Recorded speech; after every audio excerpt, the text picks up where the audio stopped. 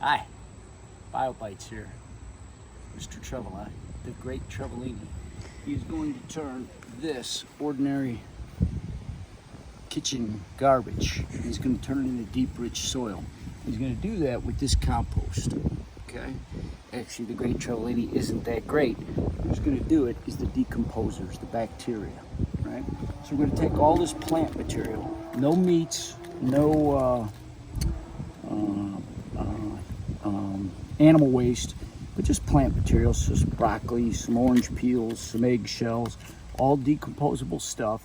And what I'm going to do is throw it in the top of my compost, and within a couple of months, it's going to come out deep, rich soil. I'll show you that right now. Oh, I got to be careful because one time I did this and a mouse came running out. Made me scream like a little girl. Anyway, look at this soil. Oh, get a close look at that.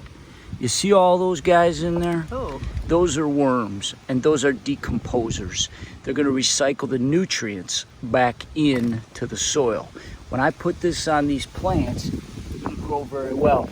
This guy here, these Jerusalem artichokes, producers, when I put all of this deep, rich soil on their roots, they're going to recycle all those nutrients that came in from the top, put it right back into the soil. 30% of the waste in the garbage could be diverted if everybody had one of these compost. When the great Trevelini becomes king, everybody will have a compost, right? I don't know if you can smell this, but smell these hands. That's deep, rich soil, right? And what it contains are the nutrients that we need, and those are sulfur, phosphorus, oxygen, nitrogen, carbon, and hydrogen. Right? That's all that makes up you. Right? It's all that makes up this plant. So when we recycle all these nutrients, by the way, this happens in Mother Nature. You don't need a fancy compost, but the decomposers in here, the worms and the bacteria, are going to take all that food matter. Get a close look at this, Mrs. Trevelani. Going to take all that food matter and turn it into soil in about a month. Yes, I say woo and wah. Anyway, so that's what a compost is. Now, we have a phrase in biology, it's a poem, it goes like this. Nutrients are recycled, but energy is not. I didn't say it was a great poem. That's all there is to it, right? But it's a phrase I do want you to know. Again, we're going to try to stay away from that word, the M word, which I just hate, memorization. What we're going to do is we're going to just understand things, right? And by showing you the compost, and we have one in Crystal Ray as well, but by showing you the compost, I want you to understand that concept, that those nutrients, which I have written down on the board over there, and I'll fix this later, those nutrients are sulfur, phosphorus, oxygen, nitrogen, carbon, and hydrogen. And it spells that little marshmallow cookie. Maybe you heard of them, Sponge.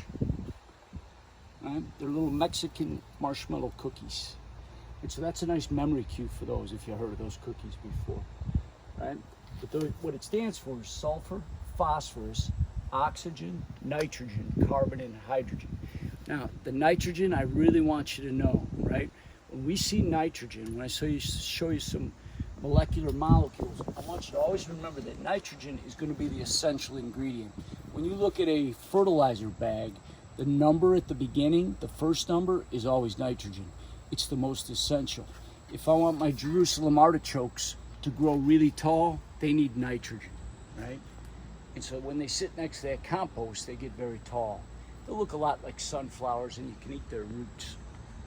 They're not sunflowers, though. Anyway, and it's because nitrogen contains protein and DNA, right? Those are the two molecules that all living things need, including you, right? Anyway, so the phrase that we said is nutrients are recycled, energy is not. Again, the nutrients that we're talking about are sulfur, phosphorus, oxygen, nitrogen, carbon, and hydrogen. We'll talk about those in great detail eventually. On the other hand, energy, remember, is not recycled. Energy flows through a food chain, or what we're going to call our trophic levels. You're going to make a a scavenger hunt PowerPoint at the beginning of this year. And one of the things I'm going to ask you to do is to identify the different organisms of the food chain, these trophic levels, right? So producers are like plants, like my Jerusalem artichoke. My herbivores would be plant eaters. Carnivores eat other consumers. In my compost, I didn't see any, but maybe like a centipede or something like that. And of course, what the compost is mainly going to have in it are decomposers. Another word you'll see is detritivores. It means they eat dead things, right? They're recycling those nutrients up here. They're not getting, they're getting energy from it, but the energy, remember, is flowing through the food chain. What they're really getting from it is, or what they're really doing for the ecosystem is to recycle those nutrients. When you die, those are the 6 nutrients going right back in the ground. You become fertilizer. And finally, your body does. And finally, omnivores with each both producers and consumers. Take a look inside here. See those sharp teeth and those flat teeth? I am an omnivore. Okay. What they do is eat both producers and consumers. For dinner, I had chicken and vegetables, right? I got sharp teeth for tearing flesh, and I got vegetables for grinding plants. Mrs. Trevelyan is saying it's time to go. Anyway, this is BioBites. The great Trevelini has turned table scraps into rich nutrient soil. Thanks. Bye. Oh, you need a bottle, plastic bottle, 2 liter. Don't drink